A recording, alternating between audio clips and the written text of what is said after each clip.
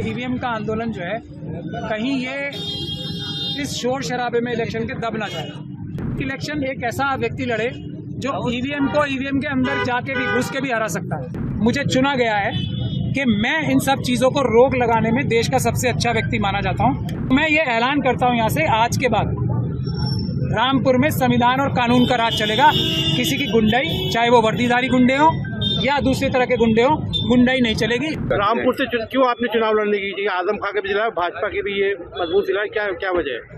क्या पूरे देश में जो ईवीएम का आंदोलन चल रहा है, जिसका मुझे मेन चेहरा या मेन सिपाही माना जाता है, वो पूरे ईवीएम के जो भी जितने भी लोग एक्टिविस्ट हैं, उन लोगों ने ये पूरा सब ने मिलकर तय किया कि एक आदमी हमें ऐसा चाहिए जो पॉलिटिकल पार्टीज जो हैं सारी, उन्होंने सहयोग तो किया लेकिन सड़क पे आके सहयोग नहीं किया हम लोग का। तो ये ईवीएम का आंदोलन जो है कहीं ये इस शोर शराबे में इलेक्शन के दब ना जाए। तो एक इलेक्शन एक ऐसा व्यक्ति लड़े जो ईवीएम को ईवीएम के अंदर जाके भी घुस के भी हरा सकता है। उसमें सबसे देश में सबसे अच्छा आदमी मुझे माना गया। दूसरा ये था कि आप ऐसी मुश्किल जगह से चुनाव लड़ें जो भारतीय जनता पार्टी की जीती हुई सीट हो, जहां पुलिस और प्रशासन का एकदम टेरर हो, क्योंकि इन दोनों चीज़ों को भी दूर करने में संवैधानिक और कानूनी रास्ते से आप सबसे अच्छे आदमियों में से एक माने जाते हो देश के। तो इसीलिए रामपुर चुनी गई है, सारे ईवीएम के एक्टिविस्ट ने चुनी है ये कि रामपुर में, क्योंकि भारतीय जनता पार्टी की जीती हुई सीट है, तो कोई भी जो भारतीय जनता पार्टी के खिलाफ जो कैंप है उसको कोई नुकसान नहीं होगा इस सीट को लड़ने से। पहली बात सबसे महत्वपूर्ण ये।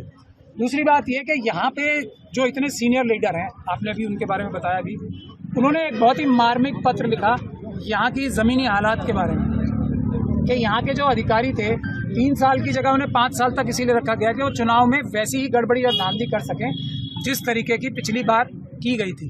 तो ये इलेक्शन कमीशन जो है हज़ारों करोड़ रुपए खर्च करती है इस बात के लिए कि लोग ज़्यादा से ज़्यादा तादाद में वोट डालने आए। ये बात तो सही है ना, वोट ज़्यादा डालें, इसके लिए इतने हज़ारों करोड़ रुपए कैंपेनिंग चलती है, बड़े बड़े फेसेस इसके लिए एंगेज किए जाते हैं। और रामपुर में क्या हुआ, देश के बहुत ही जगह भी हुआ, जो कमज़ोर वर्ग थे उन्हें घरों के अंदर से निकलने नहीं दिया गया। ऐसी खबरें हमारे पास आई। तो इसलिए भी मुझे चुना गया है कि मैं इन सब चीज़ों को रोक लगाने में देश का सबसे अच्छा व्यक्ति माना जाता हूँ। तो मैं ये ऐलान करता हूँ यहाँ से, आज के बाद रामपुर में संविधान और कानून का राज चलेगा।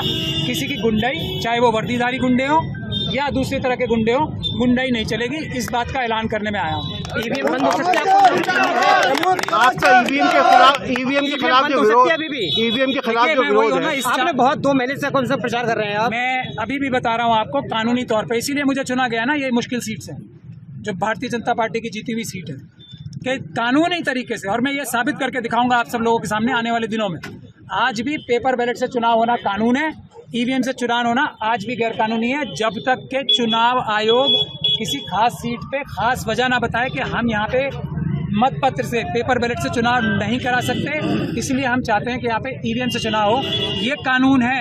एक भी जजमेंट ऐसी नहीं है सुप्रीम कोर्ट की या हाई कोर्ट की जो ये कहे कि पेपर बैलेट से चुनाव नहीं होने चाहिए। एक भी जजमेंट ऐसी नहीं है हाई कोर्ट और सुप्रीम कोर्ट की कि चुनाव सिर्फ ईवीएम से होने चाहिए। ये मैं साबित करूंगा आप लोगों के सामने सबूत के साथ।